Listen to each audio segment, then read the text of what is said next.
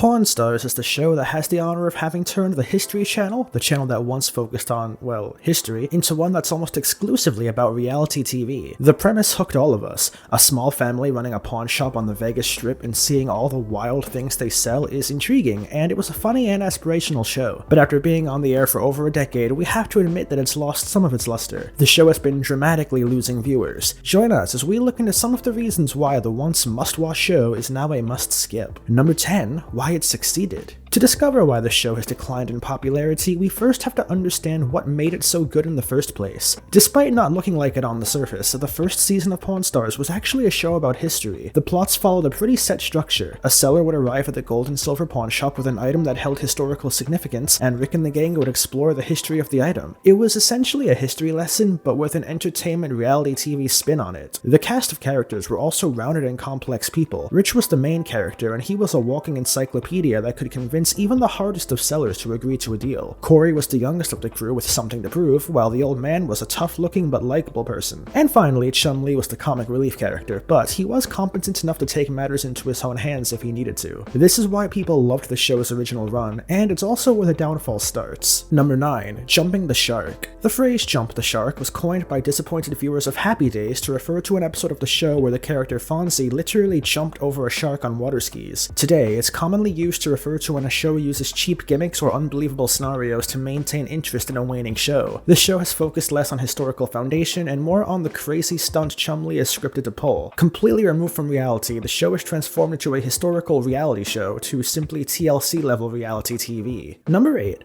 Flanderization. The word Flanderization refers to the character Ned Flanders from The Simpsons, who, after the show went on longer and longer, became increasingly one-dimensional, expressing only one trait of what used to be a multi-dimensional character. The show has become a lot less free-form and more scripted, and each actor has a set role they're meant to play. Chumlee does something crazy, old man screams at young people things, the team fight over something meaningless. It's all rote and predictable, and after 11 years on the air, it can get pretty boring. Number 7. Chumlee's legal trouble. While he's an adorable dummy on the show, off the show things get a little more sinister. After being accused by a former employee, police raided his home and discovered a den filled with drugs and weapons and later arrested him. Chum Chum took a plea deal and avoided prison by being put on 3 years probation. As a result, Chumlee has appeared less and less on the show, and a PR storm caused by the event has caused many to quit watching. Number 6. Rick bows out. The face of Pawn Stars Rick didn't know what he was getting into when he started the show. Thinking the show would net the pawn shop more publicity, Rick Harrison was in disbelief that the show took over the business entirely. But as recently as 2015, Rick's been saying that he's getting a little tired of the reality TV antics and claimed he'd be slowing down soon. While he's not out yet, that lack of energy is reflected in the deteriorating quality of the show. Number 5. Gold and Silver. Rick Harrison started the show in 2009 thinking that a little boost in publicity might help support the Gold and Silver pawn shop. Unfortunately for him, while his store has received more publicity, the show started to hurt its profit margins. Thousands of people arrive at the store as tourists, not even looking to purchase anything, crowding out anybody who's legitimately interested in pawning off items you're buying. The busy film schedule also means that at a moment's notice, everyone inside gets corralled out, leaving actual customers no other choice. Number 4. Rick controversy. To make this point short, Rick Harrison has made a slew of controversial political statements. Off the show, Rick is unpertinent about his less savory political opinions, and for every person who agrees with him, there's another that will just choose to stop watching due to their disagreements.